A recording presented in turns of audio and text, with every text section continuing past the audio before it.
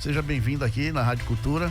E esse balanço de 2024 nessa gestão da Secretaria de Saúde que a senhora esteve à frente. Bom dia Ranilson, bom dia Sebastião, bom dia a todos os ouvintes aqui da Rádio Cultura, do programa Sertão Notícias. É uma satisfação estar aqui conversando com vocês. O que eu tenho a dizer é que foi fantástico trabalhar 4 anos, né? Está sendo fantástico. Certo. E vamos seguir trabalhando mais 4 anos, tentando acertar mais do que errar, porque somos humanos, também erramos, temos Isso. dificuldades, mas dizendo aqui que a gente procura para trazer melhorias à população de Serra Talhada. Serra Talhada também é pioneira em muitas situações, sabe? A gente observa que aqui em Serra Talhada a gente quer ser sempre inovador, sabe? Muitas vezes a gente chega a ser até o primeiro, Exato. sabe? A tomar certas atitudes no sentido de melhorar a assistência da população. E o município está aí, tentando acertar, tentando sanar o que já existe, que está implantado, e trabalhando para crescer em relação aos serviços prestados à população, né? Nós temos uma população de quase 92.500 habitantes, mas a gente sabe que essa é a população fixa, tem uma população flutuante grande. Grande também. Nós somos o 4º polo médico de saúde do estado de Pernambuco, o 4º município em extensão territorial, são 184 municípios, a gente é o 4º. Então, é um grande polo estudantil que tende a crescer mais e vamos aí, trabalhar. Luiz Beto, quais foram os maiores desafios de 24, que podem ser superados agora em 25, né?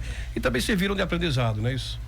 Eu concluo assim, divagando em meus pensamentos, eu acredito que todos os dias a gente aprende, sabe? Aqui, o trabalho que a gente desenvolve é um grande aprendizado, e o trabalho não é feito só por mim. Eu represento toda uma rede, toda uma equipe, sabe? Todo profissional, todo trabalhador de saúde, ele soma para a gente ter indicadores positivos. Mas tivemos grandes desafios, não foram poucos, sabe? Porque nós trabalhamos com uma receita pequena, Amanhã de hoje, diante de uma despesa altíssima. Entram muito recursos na saúde, mas depois da pandemia a situação em termos de utilização de recursos, ela cresceu muito. Eu há pouco tempo disse que aqui em Serra Talhada eu tenho um grande mentor, uma pessoa que toda vez que eu converso com ela, eu aprendo. E esta pessoa aqui, eu aproveito para mandar um abraço, é Dr. Clovinho, meu amigão de coração. Ele, uma vez conversando comigo, ele me disse, né? E eu tomei para mim essa lição. Ele, na época, eram 29 anos, mas dia 1º de julho de 2024, nós completamos 30 anos do Plano Real. certo. E são mais de 700% de inflação. No entanto, a gente não teve 14% de reajuste de tabela SUS. Nós passamos praticamente alguns anos no desmonte, na gestão anterior do nosso grande gestor, do presidente da República, né? E agora a gente está reconstruindo o que foi desmontado, agora que a gente está conseguindo avançar. Então, trabalhar em saúde hoje, para cada gestor, é um grande desafio. Para cada profissional da ponta que trabalha com assistência já é um desafio, e para o gestor muito mais, diante de uma receita pequena, onde a gente gasta mais de 100% da receita para ofertar demandas para nossos usuários, nossos pacientes, né, nossos clientes. Hoje mesmo a pessoa da regulação, a chefe da regulação, eu aproveito para mandar um abraço aqui para ela, Ana Paula. Ela me procurou e disse: Dona Lisbeth, eu sei que a demanda de transporte para o TFD é muito alto. Eu digo: meu bem, mesmo Serra Talhada tendo crescido com as demandas, depois da pandemia da Covid-19, a gente teve um aumento exorbitante de doenças, e nós também paramos os serviços. Sim. Então, o que estava parado ficou acumulado e surgiram novos. E aí o que acontece? Nós temos exames de alta complexidade, como ressonância magnética e tomografia, que é de competência exclusiva do Estado, não é do município. Nós assumimos, sim, esse serviço durante a pandemia, porque a gente tinha respaldo para assumir, mas agora a gente não tem. Já voltou para o Estado, né? Exatamente. E o Estado, ele liberava 20, 18, 19 cotas para a gente mensal. E a gente com a demanda de mais de 800 ressonância. Só ressonância. E aí, várias reuniões de secretário de saúde, que é a Comissão Intergestores Bipartite, foi uma das falas minha e de outros secretários, a solicitação de aumentar a oferta desses serviços, ou até comprar esses serviços na nossa região, de contratualizar de maneira diferenciada. Claro que isso passa pelo apoio o apoio do Conselho Municipal. O Conselho tem que concordar, passa por várias instâncias para que o Estado também preste conta desse serviço prestado de maneira diferenciada. E aí o Estado conseguiu ampliar os serviços na capital, mas isso requer uma demanda de pessoas, e a gente hoje manda, dia 29 mesmo, nós vamos enviar 50 e poucas pessoas. Dia 27 eles vão dar 32 vagas para a gente, mais 20 extra. Então, hoje, nossa fila, que ela é de quase 1.000 pessoas para ressonância. Esse é para ressonância, né? Para ressonância. Hoje, nossa fila está em 300 e poucas pessoas. Nunca esteve assim. E aí, a gente vai conseguir, só no dia 27, enviar 52 pessoas. Mas são 52 pessoas vezes 2. Por quê? Porque cada pessoa leva um acompanhante. Raramente, uma pessoa vai ser acompanhante. E tem pessoas que, dependendo do tipo de comorbidade que tem, precisa levar 2 acompanhantes. Então, muitas vezes a gente libera para o TFD, fora 1 a 2 ônibus de rotina, mais 2 ônibus. Imagine saindo 4 ônibus. Há uma casa de apoio no Recife? Era isso que eu ia perguntar sobre a casa de apoio. Se comporta todo mundo, né? Olha, nossa casa de apoio, muitas pessoas elas vão para ficar, para pernoitar. Outras pessoas elas vão, faz o exame, vão na casa de apoio, faz um lanche, às vezes toma um banho, almoça e já pega o ônibus de volta. Então a nossa casa de apoio, ela serve mais de 100 refeições por dia, sabe? Isso, e a gente vem prestando conta desses serviços no Ministério Público, porque é importante que a gente esteja alinhada com nossa promotoria, né? Então, assim, a gente vai ter mais de 100 exames de ressonância entre os dias 27, 28, 29, 30 e 31, ofertado, agora de janeiro, ofertado pelo Estado. E aí eu aproveito para agradecer a nossa governadora Raquel Lira, agradecer a nossa secretária estadual, doutora Zilda, e a prefeita Márcia Conrada, que se não tivesse o apoio dela para a gente contratualizar esses transportes todo, a gente não conseguiria. Não adiantava de nada conseguir esses exames aí, não ter como mandar, como abrigar essas pessoas, né, exatamente. Então, a gente precisa dessa oferta. Essa é a contrapartida da prefeitura, né? Que levar essas pessoas também, dá tudo apoio, né? E outra coisa, assim, como Serra Talhada sempre está à frente, hoje você falou aqui, Sebastião, da casa de apoio, nós temos a melhor casa de apoio do estado de Pernambuco. Isso sabe? Porque eu conheço algumas outras e a de Serra é muito boa. Graças a Deus. Isso aí, olha, minha gente, eu falo com orgulho, porque cada plantinha que tem ali, fomos nós que plantamos. Fui eu, foi José Hélio da Vigilância, que é da Vigilância, mas nesse período ficou jardineiro, foi nosso setor de compras, foi o nosso financeiro trabalhando para a gente executar, porque foi tudo feito com recurso próprio. E a gente ali se desdobrou para dar o melhor para cada um. Sabe? Uma casa de apoio que dá o café da manhã, que dá o almoço, que dá a janta, que tem conforto, que tem isolamento, que tem Wi-Fi, que tem redário, sabe? Nossos quartos têm ar-condicionado. A gente tem motorista na casa de apoio com um carro para levar aquela pessoa mais debilitada que faz quimioterapia para o serviço onde é feita a quimioterapia e para ir pegar, para levar nos hospitais. Então, isso é fantástico. Nós temos estacionamento dentro da casa de apoio. Isso tudo é custo, né? É custo e altíssimo, e é tudo mantido com recurso próprio. E mais uma vez eu só venho agradecer a nossa prefeita Márcia Conrado pela oportunidade que dá a gente de fazer o melhor, sabe? Pelo apoio. Doutora Lisbeth, quando a senhora diz que já vai 50 na próxima sexta-feira, né? Dia 26. No final do mês. No final do mês. 50 não, então, mais de 100. Aí a demanda é grande. Então, na hora de selecionar essas pessoas para ir, como é que é feito o critério? Veja bem, as pessoas às vezes questionam muito, porque dizem assim, a minha ressonância está há 3 meses na fila para fazer. Hoje a gente não vê muito isso. Mas o que é importante, o exame que é autorizado, que é feito pelo Estado, ele precisa ser registrado numa ficha de APAC, autorização de procedimento de alta complexidade. Então, essa ficha, o Estado só paga mediante o preenchimento dessa ficha. E quem só preenche essa ficha é o especialista. Eu, como clínico de uma unidade de saúde da família, não posso solicitar uma ressonância, porque o Estado não vai cobrir essa ressonância. Então, é preenchido na ficha de APAC, preenche os dados de todo aquele paciente que vai fazer o exame e justifica-se de maneira adequada e precisa a requisição desse exame. Eu não posso só botar assim: solicito ressonância magnética de coluna cervical, dou a esclarecer. Porque aparentemente a pessoa sente uma dor e só vai esclarecer. E se isso é o médico que bota. E se o médico bota, solicito ressonância magnética de coluna cervical. Paciente apresenta desvio da marcha, dificuldade de deambular. E aí ele vai acrescentando vários sintomas, escreve a historinha do paciente bem direitinho.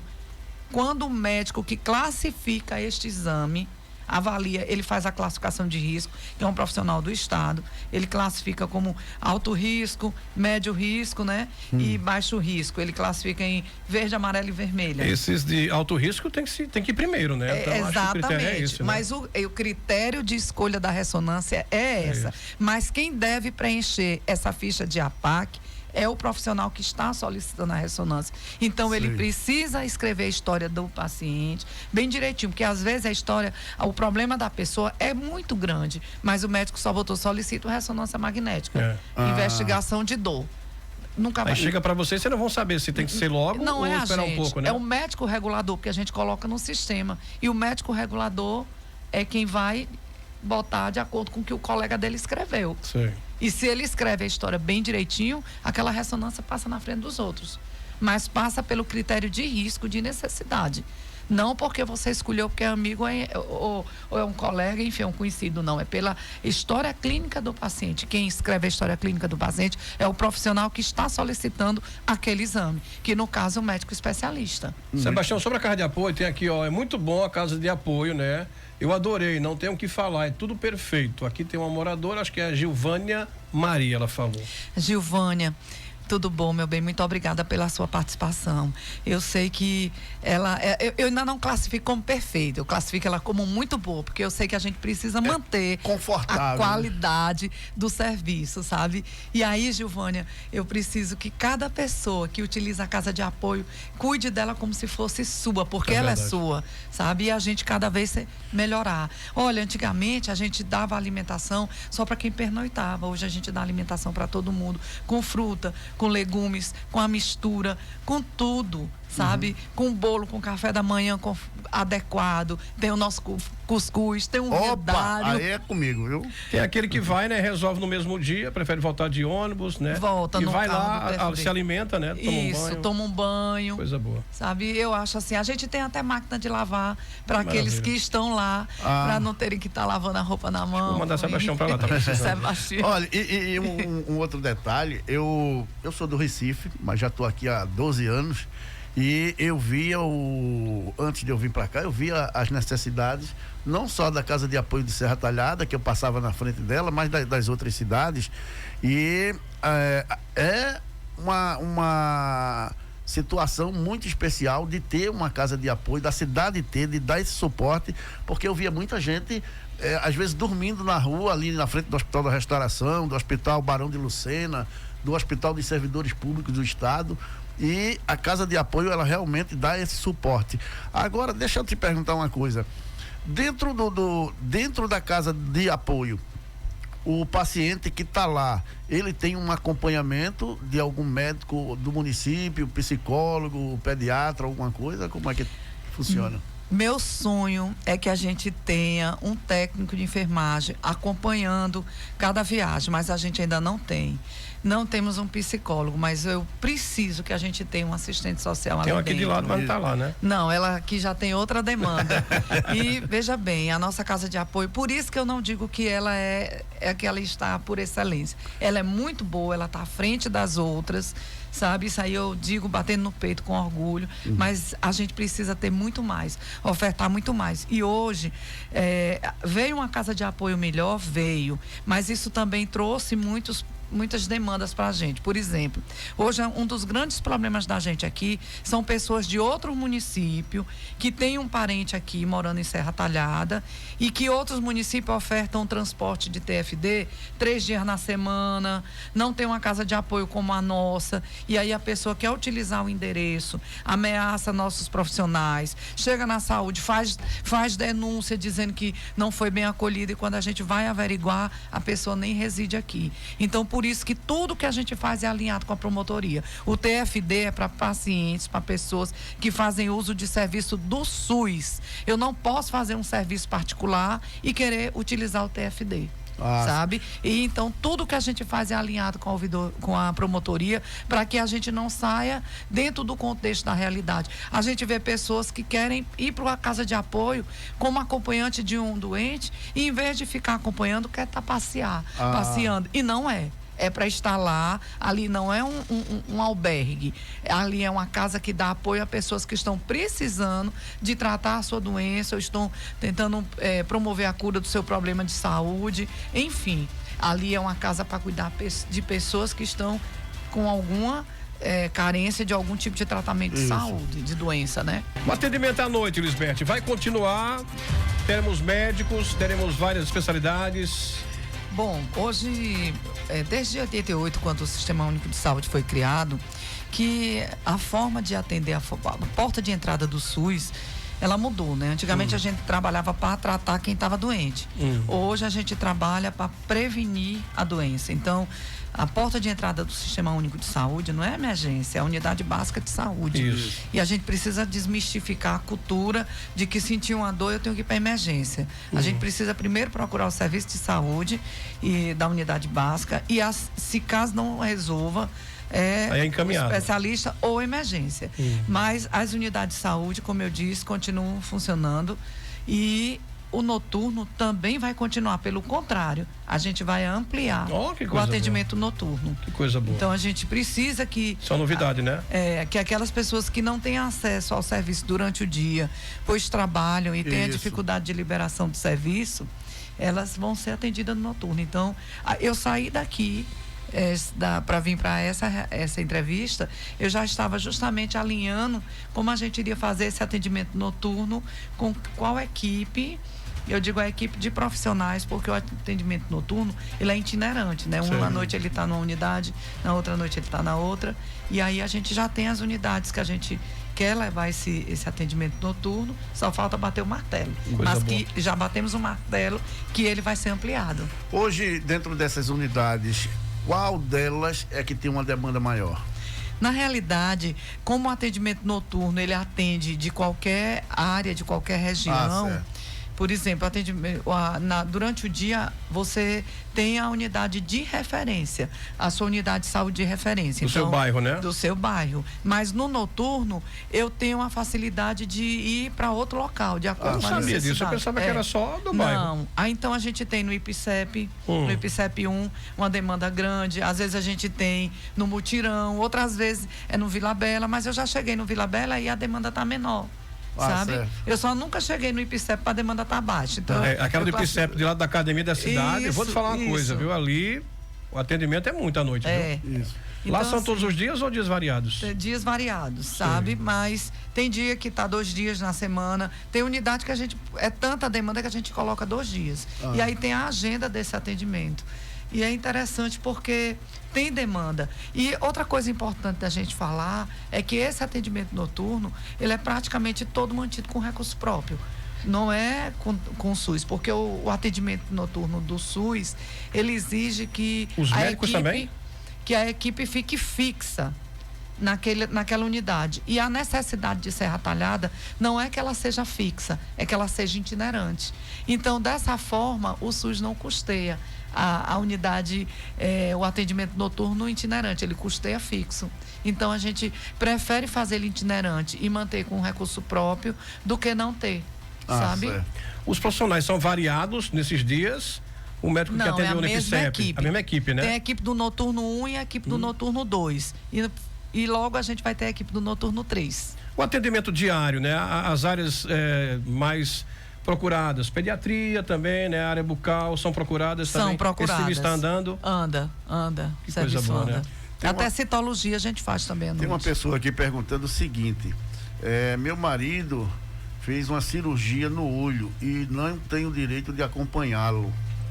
Então, eu acho que é nesse caso de ir para Recife, Depende. Né? Aí eu acho que depende do caso. Depende, né? do caso. Às vezes a gente tem uma demanda tão grande de transporte de pessoas para irem para Recife, que aquelas pessoas que têm, por exemplo, dependendo do procedimento que eu for fazer, eu não preciso de acompanhante, porque eu sei rodar, eu sei o hospital, o serviço vai me deixar, né? O transporte vai me deixar no serviço e vai pegar. Então, eu não vou precisar fazer aquele procedimento de um acompanhante. Então, a gente prioriza a pessoa que precisa realmente do acompanhante. Olha, eu vou só lhe dizer, tem casos de doença, um carro pequeno, vou dar um exemplo aqui, um carro pequeno, ele dá para levar 4 pessoas, né? Porque é um motorista, uma pessoa na frente e 3 atrás. Isso. Teoricamente, levaria 2 pacientes e 2 acompanhantes. Isso. E tem doenças que o paciente não pode ir com outro paciente. Por exemplo, eu vou dar um exemplo. Existe doença chamada fibrose cística. Essa doença, fibrose cística, se eu tiver fibrose cística e você também, Ranilson, tiver fibrose cística, nós temos a mesma doença.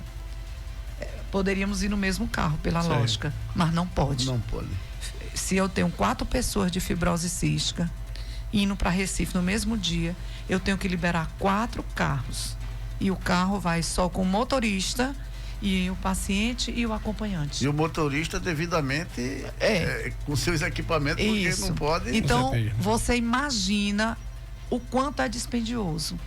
E aqueles municípios que não pode fazer isso, ele se submete a mandar num carro só, mas como a gente pode, se eu mandar, né? Se a nossa Secretaria de Saúde mandar, a gente pode responder legalmente. Como então, TFD, Lisbeth, tem um ônibus que manda, que a gente vê saindo desse ônibus aí.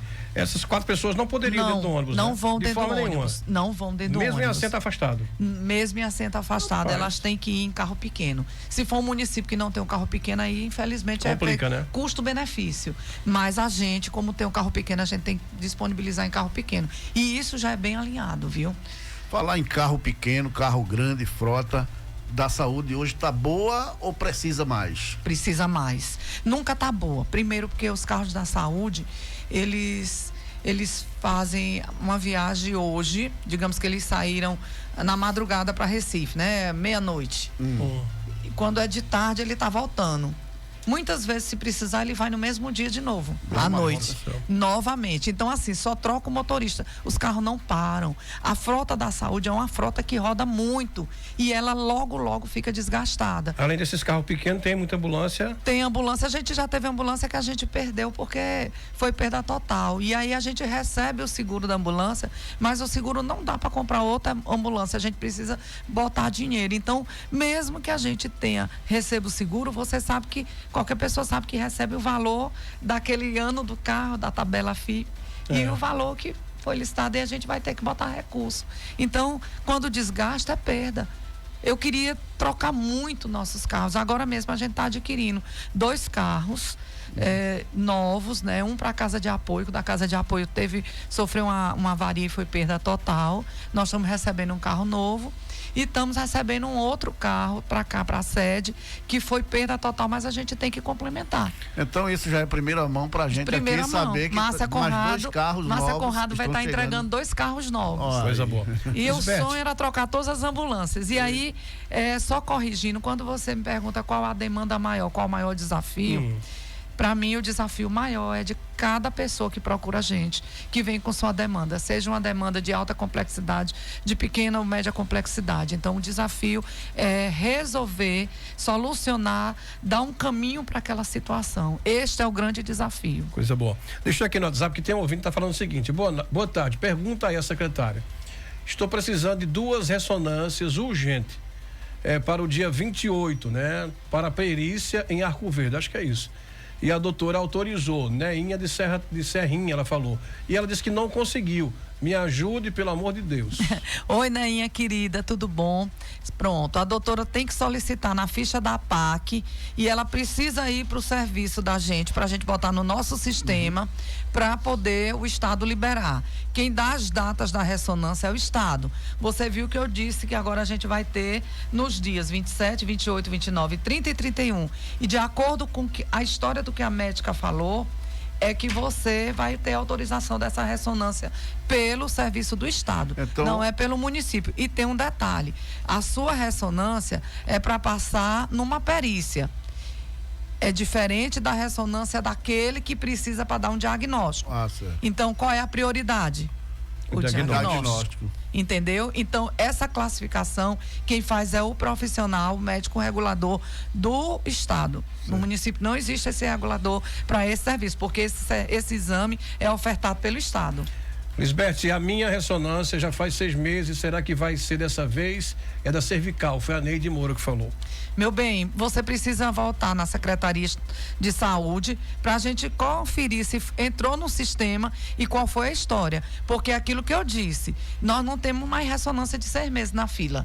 Nós temos 300 e pouca ressonância, não chega a 350. E essas ressonâncias não estão com 6 meses. Certo. Nós sanamos todas as ressonâncias de 6 meses. Então precisa ir lá no sistema para a gente conferir se você realmente deu a entrada correto com todos os seus dados. Porque se faltar um item do seu dado, no sistema não recebe. Aqui na secretaria, não é isso? Na secretaria, lá na regulação. Deixa eu te perguntar uma coisa. A pessoa, quando dá essa entrada nessa solicitação da ressonância, ela tem que estar sempre indo lá para saber se deu certo ou não, ou a secretaria informa para a pessoa? Olha, o grande problema também que a gente enfrenta é que as pessoas trocam o número do telefone ou dão um telefone de algum conhecido.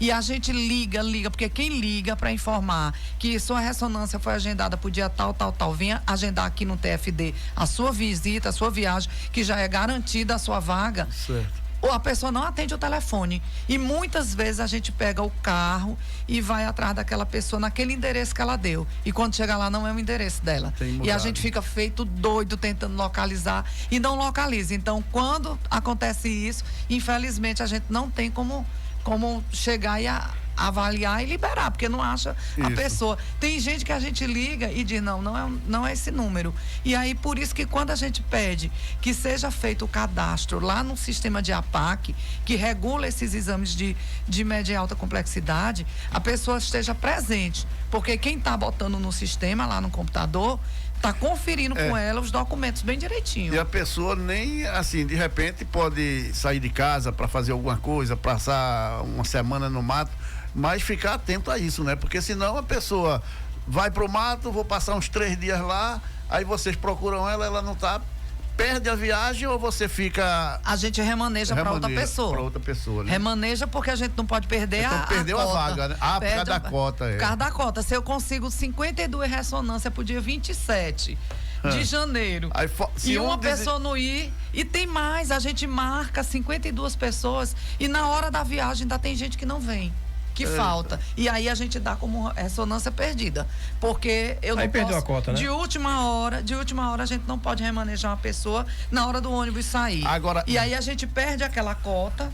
E aí o Estado verifica que a gente não tá trabalhando bem. Vai fazer falta na frente, né? Faz falta pro outro, sabe? E aquela pessoa que a gente marcou e não veio, a gente tira do sistema. Aí, para o Estado, é o compromisso dela. Aí para o Estado, essa que não veio, ele acumula para a próxima ou perdeu? Perdeu. Eita, danado. Mas é porque a pessoa tem que ter o compromisso. Eu vou lhe dizer uma coisa aqui.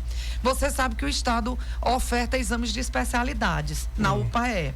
Então, todo mês, através da GERES, a gente recebe cota para urologista, para cardiologista, para mamografia, para ginecologista, para reumato e para alguns outros exames. A gente marca mais. Se eu tenho 50 vagas para urologia, a gente marca 60. Porque sempre há falta. Você sabia que os 10 municípios da 11ª GERES, Floresta, Belmonte, Santa Cruz, Abaixa Verde, Triunfo, Flores, Calumbi, Itacuruba, Floresta que é o mais longe no meu entendimento leigo. Você acredita que todos atingem a cota, a maioria consegue atingir a cota, e Serra Talhada, que o serviço é dentro de Serra Talhada, que a gente marca para o paciente, ele não vai. E aí, Serra Talhada, toda reunião que tem, que é uma vez por mês, da Intergestores Regional, que são os 10 secretários que compreende a 11ª GERES, junto com a diretora da GERES, ele mostra lá no sistema, Serra Talhada sempre é o que está abaixo de todos. Como é que pode, se o serviço é ofertado dentro do município, que eu tenho muito mais facilidade do que eu vim lá de Floresta, num transporte, numa lotação, vim de Belmonte, e a pessoa chega, e Serra Talhada, os pacientes não vão.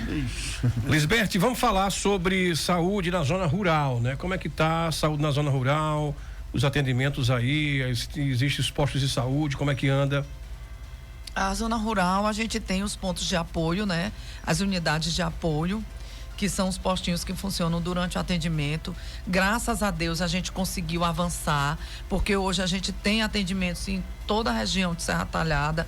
Um grande avanço que a gente fez foi adquirir, através da prefeita Márcia Conrado, 2 consultórios odontológicos portáteis, e a gente faz esse atendimento na zona rural. Imagina uma pessoa que vinha da zona rural para Serra Talhada, pagava o transporte de ida, para vir, para voltar, a alimentação, para fazer um atendimento. E hoje a gente vai com um consultório odontológico para lá. E eu tenho uma novidade aqui que a gente soltou essa semana. Mais uma primeira mão aqui de novo? Essa já é a segunda mão, porque a gente já comunicou, aqui, né? Mas a gente já disse em outra emissora. A gente está mapeando, nós já estamos com todo o protocolo de todos os pacientes acamados que tem Serra Talhada. E esses pacientes acamados, a gente vai levar o consultório odontológico portátil para a casa dele e vai disponibilizar um dentista, onde ele vai fazer todo o procedimento. Porque você vai para o dentista faz a avaliação. Aí diz, você vai precisar fazer uma obturação, eu vou dizer um nome bem popular.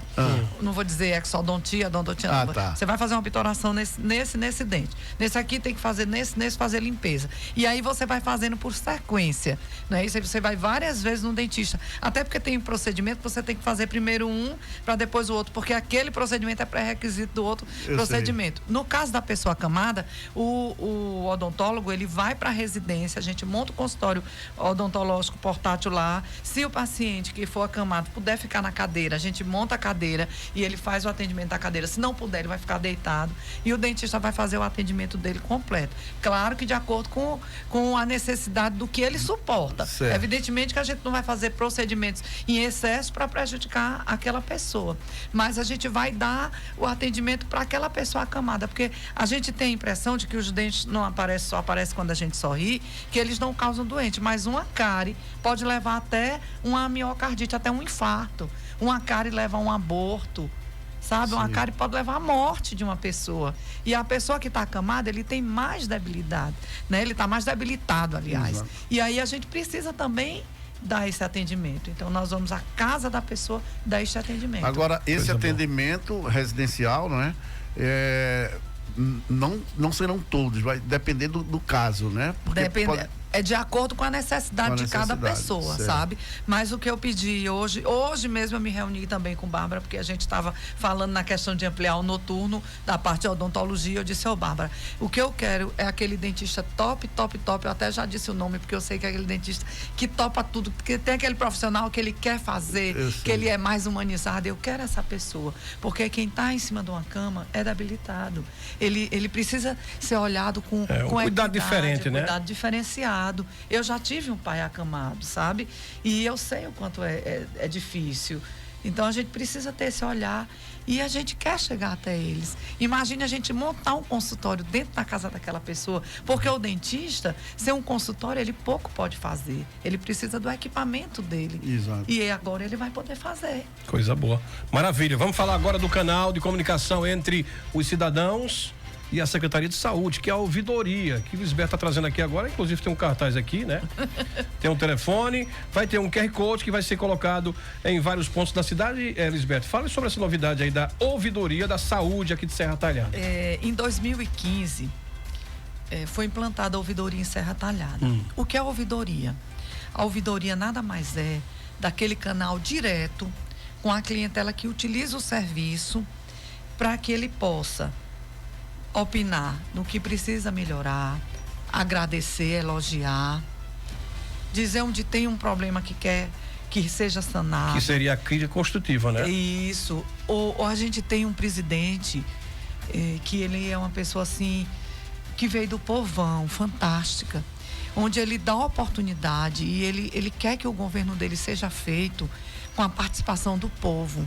Porque quem sabe da sua necessidade é você. É verdade. Quem sabe onde o sapato está apertando é quem está calçando o sapato.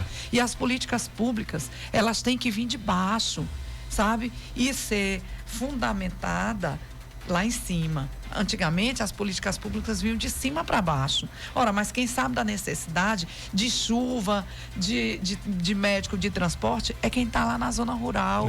Quem trabalha o agricultor que sabe a necessidade da chuva. Enfim, cada um sabe da sua necessidade. Então, por que não a população participar nesse processo de construção, de melhoria de serviços, de elogio? Então, a gente tem este canal de ouvidoria, que é uma prerrogativa do Ministério da Saúde, que todos os municípios têm um canal de ouvidoria. E através do canal de ouvidoria a gente vai sanar o problema. Se este não for sanado, aí eu acho que você pode utilizar outras formas de ouvidoria, que é através da mídia, sabe? Mas a primeira ouvidoria é a ouvidoria do serviço, porque eu tenho que reclamar de um serviço que não está me servindo, ou elogiar para quem faz esse serviço, não é para quem está de fora, sabe? E aí a gente tem esse serviço de ouvidoria, e quando foi implantado, 2015, 2016, 2017, 2018, a gente conseguia em torno de 100, 150 ouvidorias. A população não participava, e aí Luciana vai explicar por quê. E hoje a gente tem quase 4.000 ouvidorias. Nós fechamos o ano de 2024 com 3.700 e poucas ouvidorias, 766 ouvidorias. E 50% dessas ouvidorias foram elogios dos serviços que o município está prestando. E isso aí é um grande divisor e referência de que a gente está acertando. Coisa boa. E aquelas que fizeram aquela crítica construtiva, onde a gente não funcionou, a gente tentou lá corrigir, sabe? Às vezes é um ventilador, às vezes é um gelágua, às vezes é aquele profissional que não está chegando no horário certo. Então, isso é importante, porque quando eu sou observado, eu também me policio. E a ouvidoria é isso. E aí a gente tem o canal através do WhatsApp, a gente tem todo o sigilo, né? A gente tem um canal também através de ligação direta. E agora a gente está lançando o QR Code, né? Que é o cartaz da ouvidoria, onde vai ter em todas as unidades de saúde, vamos ter nos nossos transportes, porque você vai e faz a leitura do QR Code. Não precisa nem anotar o número, aponta a câmera lá do seu celular, coloca no sistema de foto, vai aparecer lá e você adiciona lá o contato, né? E a Luciana está nesse departamento? Você falou, a Luciana é psicóloga, a ouvidoria iniciou com ela, e eu queria que ela falasse um pouco. Chega mais, Luciana, aí, vá. Chega perto do serviço microfone. de ouvidoria importante, né, Lu? Boa tarde, Luciana Ferraz, como é que tá? Boa tarde a todos os ouvintes do Sertão Notícias. Como a dona Elizabeth falou, nós implantamos a ouvidoria desde 2015, e aí tínhamos esse público muito ainda tímido. Por nós vivermos no interior, né, ainda aquela cultura de que se eu for até a secretaria ou se eu ligar para a secretaria, eu posso ser retaliado num próximo atendimento que eu vier a precisar. E aí um dos nossos percalços foi justamente esse, quebrar esse rótulo de que a vez e voz é do cidadão, né, é do nosso usuário. A gente não tem como saber muitas vezes o que está se passando numa unidade sem que os usuários nos A população informem. é o olho, né, de vocês que estão lá dentro, né? Para dizer se positivo ou se negativo. Isso. Né? Nós estamos abertos a críticas e justamente um dos nossos trabalhos, a ouvidoria ainda foi implantada no governo da doutora Márcia, quando ainda secretária, ela sempre dizia, é imparcial. Então, a gente não trabalha com questão de defesa do funcionário ou defesa de algum servidor, porque muitas vezes se valia de que, eu sou efetivo, pode ir lá na ouvidoria, me denuncie que eu sou efetivo. Meu Deus. E aí, muitas vezes, o paciente não ia justamente por isso, né? Eu às vezes chegava e dizia, eu vim, mas sei que vocês não vão fazer nada, porque ele lá já me avisou que ele é efetivo. E aí, a gente trabalha com essa imparcialidade, as demandas chegam, e aí, mediantemente, elas são protocoladas no sistema que a gente tem ligado com o Ministério da Saúde. E aí é encaminhado para a coordenação responsável juntamente com Dona Lisbeth, e mediante aquela situação apresentada, nós temos um período de resposta. Né? Nós temos de 10 até 72 horas, de acordo com aquilo que foi nos exposto. E a gente tem mostrado para a sociedade essa imparcialidade, esse sigilo, né? Porque não necessariamente o usuário ele vai precisar se identificar. A gente tem quebrado muito isso, que alguns profissionais tinham resistência de que eu não vou responder porque o usuário não se identificou. E aí a gente tem as leis, que a gente trabalha com a LGPD, né, que é a Lei Geral de Proteção de Dados. Tudo da ouvidoria é cobertado pelo SUS.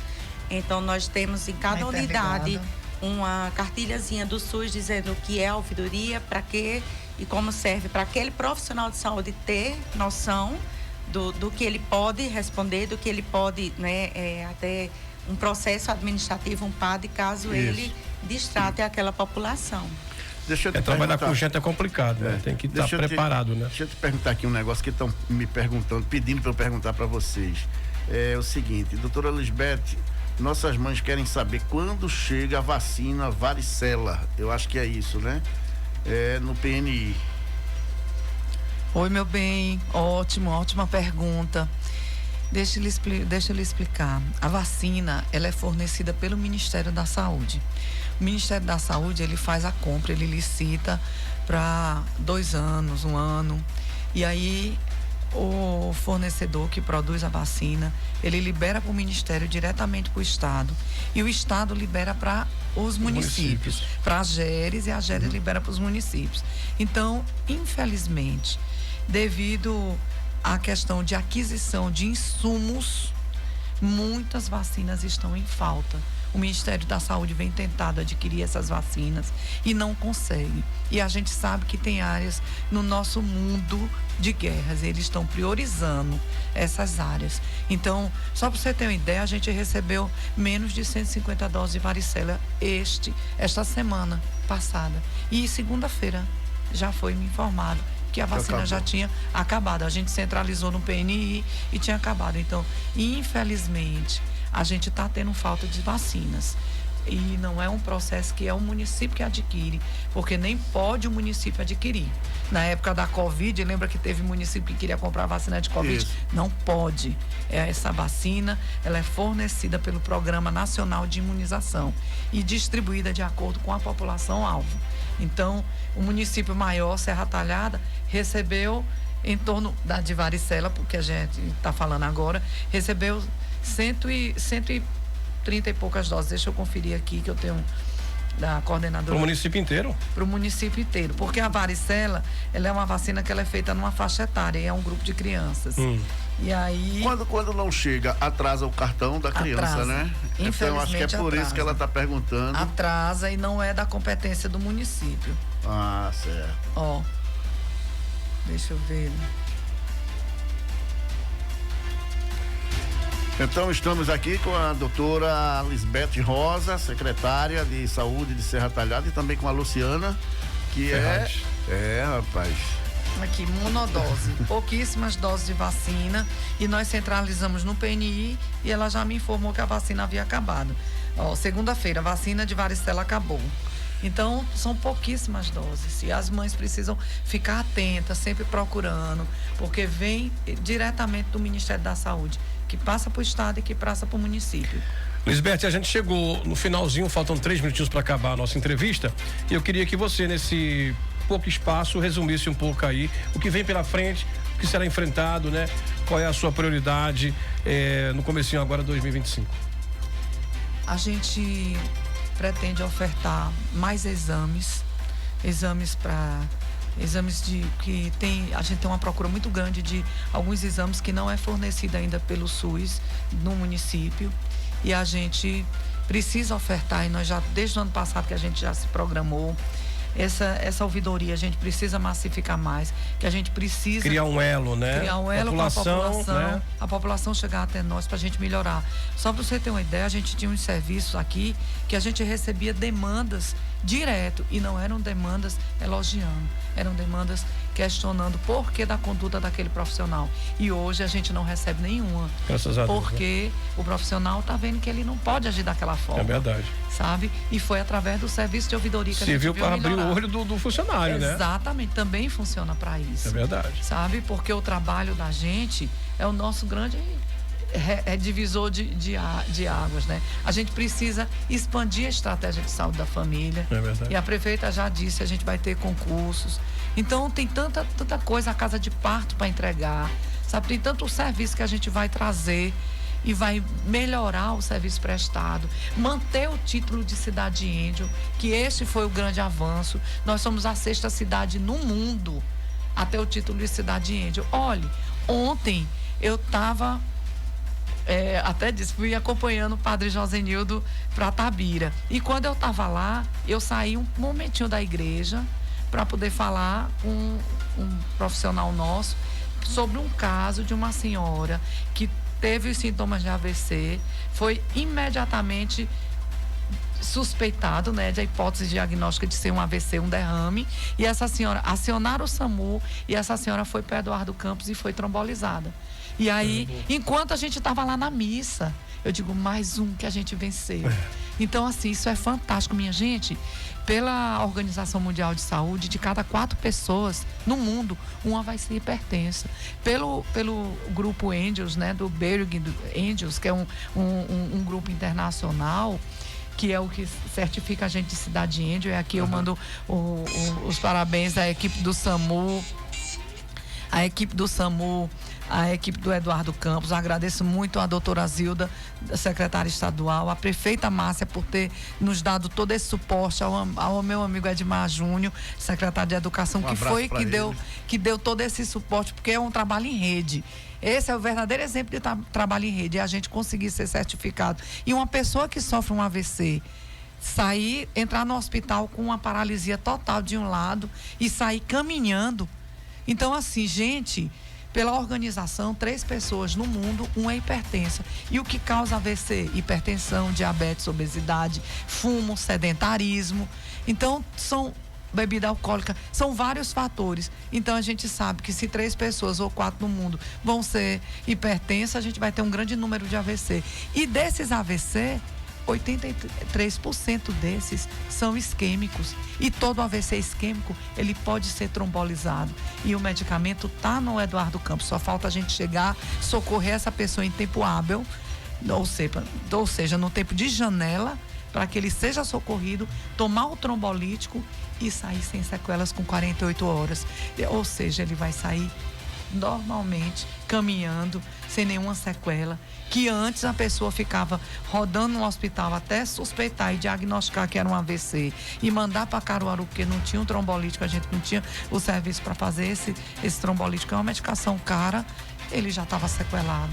Então, quantas pessoas a gente impactou na qualidade de vida? É isso que a gente quer. É verdade. É trabalhar para o povo. É isso que a nossa prefeita em cada reunião diz. Vamos olhar para o outro, olhar de igual, tentando entender que ele precisa ser tratado com equidade, que a gente seja universal. E a gente tem que seguir as orientações dela. Muito bem. Lisbeth, obrigado por ter vindo, viu? Um abraço a você, a Luciana Ferraz, também, a psicóloga. E qualquer novidade, pode entrar em contato com a gente aqui, com o Tony Alencar, com todo mundo, que será bem-vinda. Um abraço. Muito obrigada pela oportunidade de estar aqui. E a gente tem tantas novidades. Olha, eu vou só dar outro spoiler aqui. Vocês sabiam que a gente fez um estudo básico? Exclusiva. Bem rapidinho. A gente fez um estudo agora em janeiro e a gente descobriu que o número de leishmaniose visceral, que é o calazar, diminuiu. Você sabe qual foi o impacto?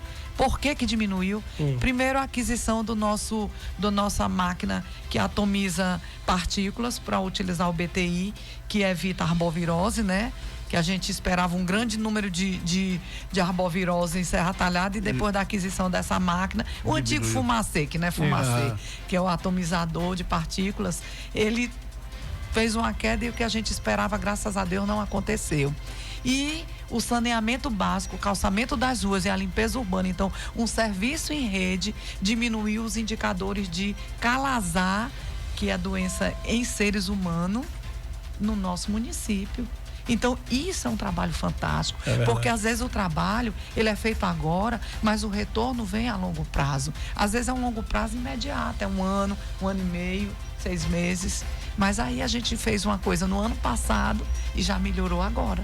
Com um ano depois a gente viu a melhoria. Que coisa boa. Muito obrigada. Lisbeth, Luciana. As portas da Rádio Cultura estão abertas para vocês. Obrigada, Sebastião. Obrigada, Ranilson. Obrigada a todos os ouvintes.